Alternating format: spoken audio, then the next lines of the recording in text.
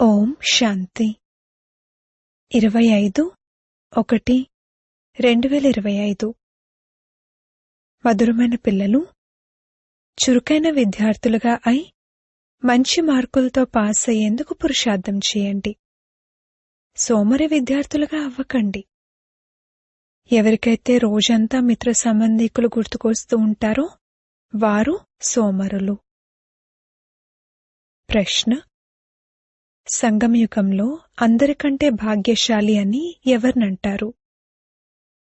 జవాబు: ఎవరైతే తమ తనువు, మనసు, ధనము అన్నింటినీ సఫలం చేసుకున్నారో లేక చేస్తూ ఉన్నారో వారు భాగ్యశాలి. కొందరైతే చాలా పిసినార్లుగా ఉంటారు. ఇక వారి భాగ్యంలో లేదని అర్థం చేసుకోవడం జరుగుతుంది. వారు వినాశనం ఎదురుగా నిలబడి ఉంది, ఎంతో కొంత చేసుకోవాలి అని అర్థం చేసుకోరు. భాగ్యశాలి పిల్లలు అర్థం చేసుకుంటారు, తండ్రిప్పుడు సమ్ముఖంగా వచ్చారు, మేము మా సర్వస్వాన్ని సఫలం చేసుకోవాలి, ధైర్యాన్ని ఉంచి అనేకుల భాగ్యాన్ని తయారు చేసేందుకు నిమిత్తం అవ్వాలి అని. పాట: భాగ్యాన్ని మేల్కొల్పుకుని వచ్చాను. ఓం శాంతి. పిల్లలైన మీరు భాగ్యాన్ని తయారు చేసుకుంటున్నారు. గీతలో శ్రీకృష్ణుని పేరు వేసేశారు మరియు నేను నీకు రాజయోగాన్ని నేర్పిస్తాను అన్న భగవాను వాచ ఉందని అంటారు. ఇప్పుడు కృష్ణ భగవాను వాచ అయితే కాదు. ఈ శ్రీకృష్ణ అనేది మీ లక్ష్యం, ఉద్దేశం. నేను మిమ్మల్ని రాజులకే రాజులుగా తయారు చేస్తాను అన్నది శివ భగవాన్ వాచ. కావున మొదట తప్పకుండా రాజకుమారుడైన శ్రీకృష్ణుడు తయారవుతారు. అంతేకాని కృష్ణ భగవాన్ వాచ అనేది లేదు. కృష్ణ అనేది పిల్లలైన మీ లక్ష్యం, ఉద్దేశం. ఇది పాఠశాల.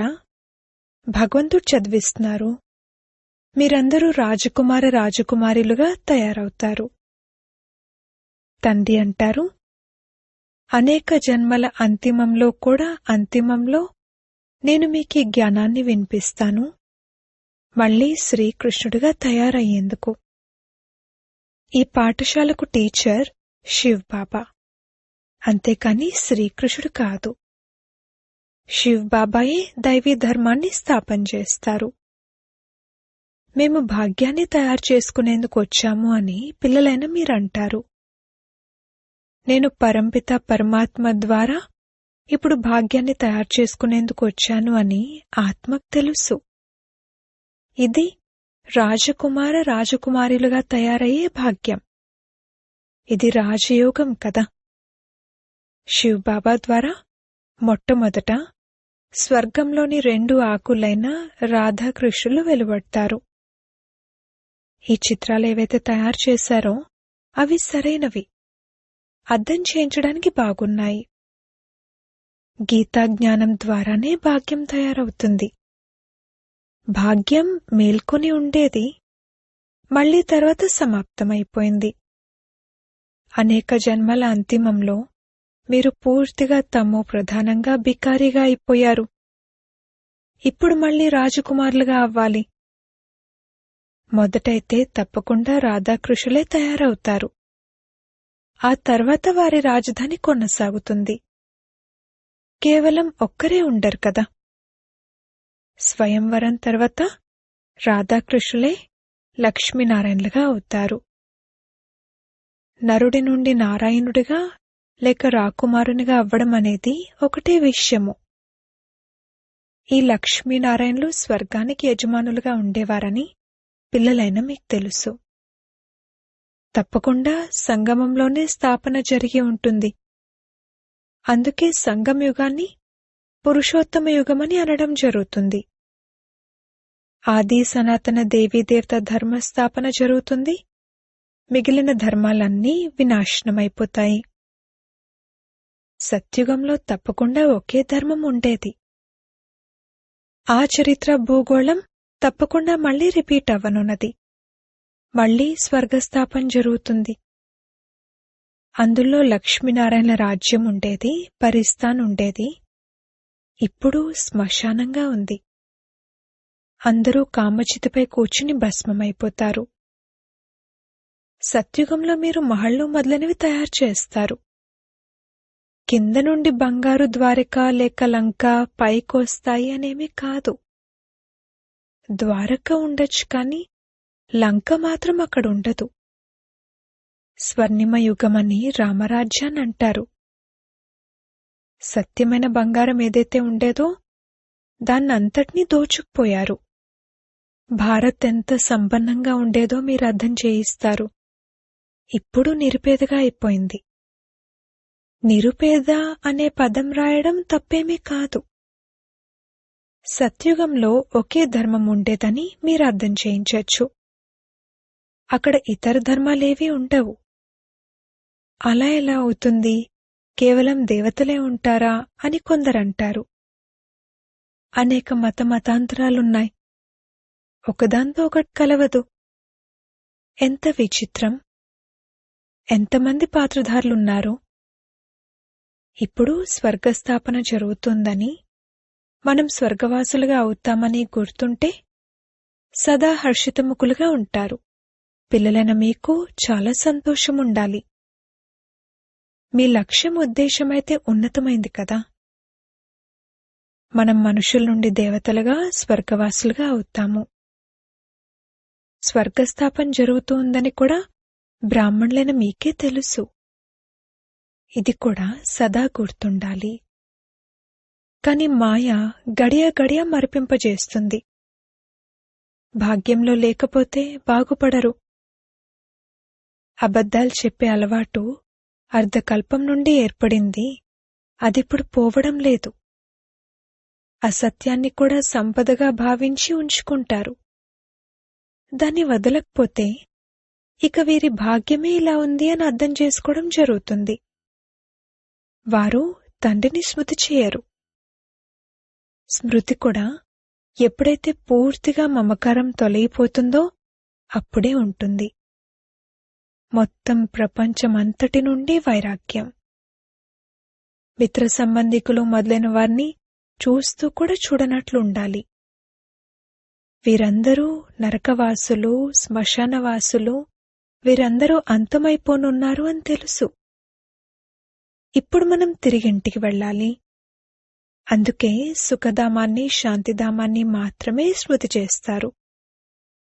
మనం నిన్న స్వర్గవాసులుగా ఉండేవారము, రాజ్యం చేసేవారము. దాన్ని పోగొట్టుకున్నాము. మళ్ళీ మనం రాజ్యం తీసుకుంటాము.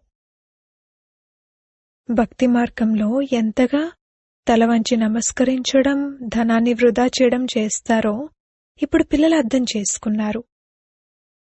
ఆర్తనాదాలు చేస్తూనే ఉంటారు, కాని ఏమీ లభించదు. బాబా రండి, సుఖధామానికి తీసుకువెళ్ళండి అని ఆత్మ పిలుస్తుంది. అది కూడా అంతిమంలో ఎప్పుడైతే చాలా దుఃఖం ఉంటుందో అప్పుడు పిలుస్తారు. ఇప్పుడే పాత ప్రపంచం అంతం కానున్నదని మీరు చూస్తారు.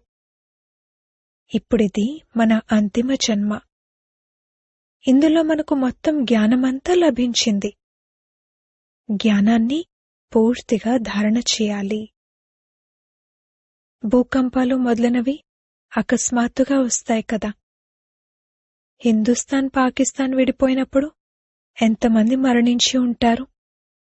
పిల్లలైన మీకు ప్రారంభం నుండి మొదలుకుని చివరి వరకు అంతా తెలిసింది. ఇంకా ఏమైనా మిగిలి ఉంటే అది కూడా తెలుస్తూ ఉంటుంది. కేవలం ఒక్క సోమనాథ మందిరం మాత్రమే బంగారందిగా ఉండదు.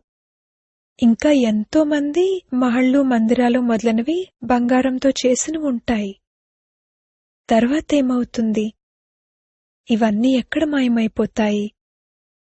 ఇక బయటకు రానంతగా భూకంపాలలో లోపలకు వెళ్ళిపోతాయా? లోపలే పాడైపోతాయా? ఏమవుతుంది? మున్ముందు మీకు తెలుస్తుంది. బంగారు ద్వారక లోపలకు వెళ్ళిపోయిందని అంటారు. ఇప్పుడు మీరంటారు డ్రామాలో అది కిందకి వెళ్ళిపోయింది. మళ్లీ చక్రం తిరిగితే పైకి వస్తుంది. అది కూడా మళ్ళీ తయారు చేయవలసి ఉంటుంది. ఈ చక్రాన్ని బుద్ధిలో స్మరణ చేస్తూ చాలా సంతోషం ఉండాలి. ఈ చిత్రాలనైతే జేబులో పెట్టుకోవాలి. ఈ బ్యాడ్జ్ సేవకు చాలా యోగ్యమైంది. కాని ఇంత సేవను ఎవరూ చేయడం లేదు. పిల్లలను మీరు ట్రైన్లో కూడా చాలా సేవ చేయొచ్చు. కాని ట్రైన్లో ఏం సేవ చేశారు అని ఎప్పుడూ ఎవ్వరూ సమాచారమే రాయరు. 3rd క్లాస్లో కూడా సేవ చేయొచ్చు. ఎవరైతే కల్పకృతం అర్థం చేసుకున్నారో, ఎవరైతే మనుషుల నుండి దేవతలుగా అయ్యారో వారే అర్థం చేసుకుంటారు. మనుషుల నుండి దేవతలు అని గాయనం చేయబడింది. అంతేకాని మనుషుల నుండి క్రిస్టియన్లు లేక మనుషుల నుండి సిక్కులు అని అనరు. అలా అన్నారు. మనుషుల నుండి దేవతలయ్యారు అనగా ఆది సనాతన దేవీదేవత ధర్మస్థాపన జరిగింది. మిగిలిన వారందరూ తమ తమ ధర్మాల్లోకి వెళ్ళిపోయారు. ఫలానా ధర్మాలు మళ్లీ ఎప్పుడు స్థాపన అవుతాయి అనేది వృక్షంలో చూపించారు. దేవతలు హిందువులుగా అయిపోయారు. హిందువుల నుండి మళ్లీ వేరే వేరే ధర్మాల్లోకి కన్వర్ట్ అయిపోయారు. ఎవరెవరైతే తమ శ్రేష్ఠ ధర్మాన్ని కర్మను వదిలి వేరే ధర్మాల్లోకి వెళ్ళిపోయారో అటువంటి వారు కూడా చాలామంది వెలువడతారు. వారు బయటకు వస్తారు. చివర్లో కొద్దిగా అర్థం చేసుకుంటారు, ప్రజల్లోకి వచ్చేస్తారు. దేవీదేవతా ధర్మంలోకైతే అందరూ రారు. అందరూ తమ తమ సెక్షన్లలోకి వెళ్ళిపోతారు. మీ బుద్ధిలో ఈ విషయాలన్నీ ఉన్నాయి. ప్రపంచంలో ఏమేం చేస్తూ ఉంటారు? ధాన్యం కోసం ఎన్ని ఏర్పాట్లు చేస్తూ ఉంటారు? పెద్ద పెద్ద మెషీన్లు పెడుతూ ఉంటారు. కాని జరిగేదేమీ లేదు. సృష్టి తమోప్రధానంగా అవ్వాల్సిందే. మెట్లు కిందకు దిగాల్సిందే. డ్రామాలో ఏదైతే నిశ్చితమై ఉందో అది జరుగుతూ ఉంటుంది. మళ్లీ కొత్త ప్రపంచ స్థాపన జరగాల్సిందే. ఇప్పుడు సైన్స్ ఏదైతే నేర్చుకుంటున్నారో కొన్ని సంవత్సరాలలో అందులో చాలా తెలివైన వారిగా అయిపోతారు. దాంతో అక్కడ చాలా మంచి మంచి వస్తువులు తయారవుతాయి. ఈ సైన్స్ అక్కడ సుఖమిచ్చేదిగా ఉంటుంది. ఇక్కడ సుఖం కొద్దిగానే ఉంది, దుఃఖం ఎక్కువగా ఉంది. ఈ సైన్స్ వెలువడి ఎన్ని సంవత్సరాలైంది? ఇంతకు ముందైతే ఈ విద్యుత్తు, గ్యాస్ మొదలైనవేమీ ఉండేవి కాదు. ఇప్పుడు ఏమైపోయిందో చూడండి. ఇక్కడ నేర్చుకున్నది అక్కడికి తీసుకువెళ్తారు. త్వరగా పనైపోతూ ఉంటుంది. ఇక్కడ కూడా ఇళ్ళు ఎలా తయారవుతాయో చూడండి. అంతా రెడీగా ఉంటుంది. ఎన్ని అంతస్తులు తయారు చేస్తారు. అక్కడ ఇలా ఉండదు. అక్కడైతే అందరికీ తమ తమ పొలాలుంటాయి. ట్యాక్స్ మొదలైనవేమీ ఉండవు. అక్కడైతే అపారమైన ధనం ఉంటుంది. భూమి కూడా చాలా ఉంటుంది. నదులైతే అన్నీ ఉంటాయి, కాని కాలువలుండవు. వాటిని తర్వాత తవ్వుతారు. మాకు డబల్ ఇంజన్ లభించింది అని పిల్లలకు లోపల ఎంత సంతోషముండాలి. పర్వతాలపై ట్రైన్కు 2 ఇంజన్లుంటాయి. పిల్లలైన మీరు కూడా 1000 అందిస్తారు కదా. మీరు ఎంత తక్కువ మంది ఉన్నారు. మీ మహిమ కూడా గానం చేయబడ్డది. మనం ఈశ్వర్య సేవాదారులమని మీకు తెలుసు. శ్రీమతంపై సేవ చేస్తున్నాము. బాబా కూడా సేవ చేయడానికి వచ్చారు. ఏకధర్మ స్థాపనను, అనేక ధర్మాల వినాశనాన్ని చేయిస్తారు. కాస్త ముందుకు వెళ్లి చూస్తే చాలా హంగామాలు జరుగుతాయి. ఎక్కడైనా గొడవపడి బాంబులు వేసేస్తారేమో అని ఇప్పుడు కూడా భయపడుతున్నారు. వివేకం ఇంకా ఆలస్యం ఉందని చెప్తుంది. నిప్పురవ్వలైతే ఎన్నో అంటుకుంటూ ఉంటాయి. గడియ పరస్పరం యుద్ధాలు చేసుకుంటూనే ఉంటారు. పాత ప్రపంచం అంతమయ్యేదే ఉంది అని పిల్లలకు తెలుసు. తర్వాత మనం మన ఇంటికి వెళ్ళిపోతాము. ఇప్పుడు 84 జన్మల చక్రం పూర్తయింది. అందరూ కలిసి వెళ్ళిపోతారు. మీలో కూడా కొద్దిమందికే ఇది క్షణక్షణము గుర్తుంటుంది. డ్రామానుసారంగా చురుకైన వారు మరియు సోమరులు 2 రకాల విద్యార్థులు ఉన్నారు. చురుకైన విద్యార్థులు మంచి మార్కులతో పాస్ అయిపోతారు. ఎవరైతే సోమరులుగా ఉంటారో వారికైతే రోజంతా కొట్లాడడం, గొడవపడడంతోనే సరిపోతుంది. తండ్రిని స్మృతి చేయరు. రోజంతా మిత్ర సంబంధికులే చాలా గుర్తుకొస్తూ ఉంటారు. ఇక్కడైతే అన్నీ మర్చిపోవాల్సి ఉంటుంది. మనం ఆత్మ. ఈ శరీరం రూపీ తోక వేలాడుతుంది. మనం కర్మాతీత అవస్థకు చేరుకున్న తర్వాత ఈ తోక వదిలిపోతుంది. ఇదే చింత ఉంది. కర్మాతీత అవస్థకు చేరుకున్నామంటే ఈ శరీరం సమాప్తమైపోతుంది. మనం శ్యామము నుండి సుందరంగా అయిపోతాము. కష్టపడాలి కదా. ప్రదర్శనలో కూడా చూడండి ఎంత కష్టపడతారు. భోపాల్కు చెందిన మహేంద్రాను చూడండి. వారు ఎంత ధైర్యం చూపించారు. ఒంటరిగా ఎంత కష్టపడి ప్రదర్శన మొదలైనవి చేస్తూ ఉంటారు. ఆ కష్టానికి ఫలితం కూడా లభిస్తుంది కదా. ఒక్కరే ఎంత అద్భుతం చేశారు. ఎంతమందికి కళ్యాణం చేశారు. మిత్ర సంబంధికులు మొదలైన వారి సహాయంతోనే ఎంత పని చేశారు. అద్భుతం కదా. మిత్ర సంబంధికులకు అర్థం చేయించారు. ఈ ధనం మొదలైనవన్నీ ఈ కార్యంలో ఉపయోగించండి, ఉంచుకునేం చేస్తారు అని. ధైర్యంతో సెంటర్ కూడా తెరిచారు. ఎంతమంది భాగ్యాన్ని తయారు చేశారు. ఇలాంటివారు 5-7 తయారైతే ఎంత సేవ అవుతుంది. కొందరైతే చాలా పిసినార్లుగా ఉంటారు. ఇక భాగ్యంలో లేదని అర్థం చేసుకోవడం జరుగుతుంది. వినాశనం ఎదురుగా ఉంది, ఎంతో కొంత చేసుకోవాలి అని అర్థం చేసుకోరు. ఇప్పుడు మనుషులేదైతే ఈశ్వరార్థం దానం చేస్తారో దానికేమీ లభించదు. ఇప్పుడు ఈశ్వరుడైతే స్వర్గరాజ్యాన్ని ఇవ్వడానికి వచ్చారు. దానపుణ్యాలు చేసేవారికి ఏమీ లభించదు. సంగమంలో ఎవరైతే తమ తనువు, మనసు, ధనం అన్నింటినీ సఫలం చేసుకున్నారో లేక చేసుకుంటూ ఉన్నారో వారు భాగ్యశాలురు. కాని భాగ్యంలో లేకపోతే అర్థమే చేసుకోరు. వారు కూడా బ్రాహ్మణులే, మనం కూడా బ్రాహ్మణులే అని మీకు తెలుసు. మనం ప్రజాపిత బ్రహ్మ కుమార కుమారిలము. ఎంతోమంది బ్రాహ్మణులున్నారు. వారు కుక్క వంశావళి, మీరు ముక్క వంశావళి. శివజయంతి సంగమంలో జరుగుతుంది. ఇప్పుడు స్వర్గం తయారు చేయడానికి తండ్రి మన్మనాభవ అనే మంత్రాన్ని ఇస్తారు. నన్ను స్మృతి చేసినట్లయితే మీరు పవిత్రంగా అయ్యి పవిత్ర ప్రపంచానికి యజమానులుగా అవుతారు. ఇలా యుక్తిగా కరపత్రాలను ముద్రించాలి. ప్రపంచంలో ఎంతోమంది చనిపోతారు కదా. ఎక్కడైనా ఎవరైనా చనిపోతే అక్కడ కరపత్రాలను పంచాలి. తండ్రి ఎప్పుడైతే వస్తారో అప్పుడే పాత ప్రపంచ వినాశనం జరుగుతుంది. మరియు ఆ తర్వాత స్వర్గద్వారాలు తెరుచుకుంటాయి. ఒకవేళ ఎవరైనా సుఖధామానికి వెళ్లాలనుకుంటే దానికి మంత్రం మన్మనాభవ. ఇలాంటి రసవత్తరంగా ముద్రించబడ్డ కరపత్రాలు అందరి వద్ద ఉండాలి. శ్మశానంలో కూడా పంచొచ్చు.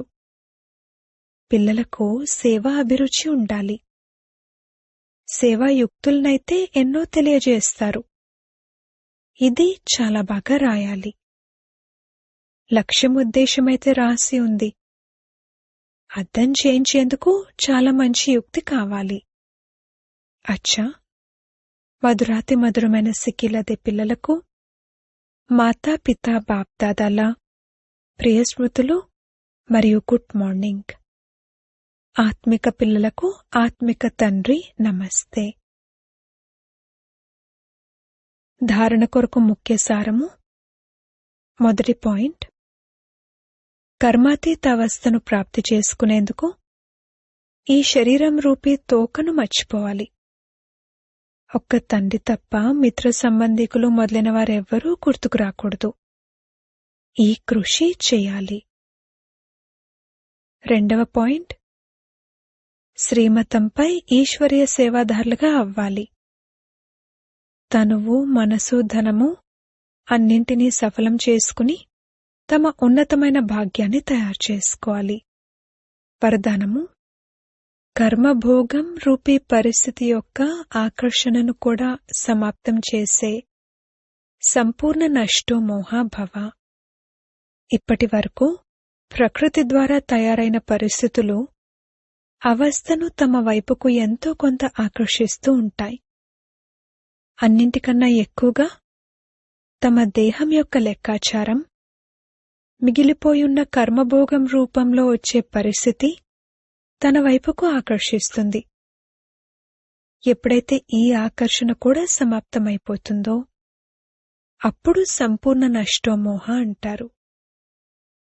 ఏ విధమైన దేహం యొక్క లేక దైహిక ప్రపంచం యొక్క స్థితిని చలింపచేయకూడదు.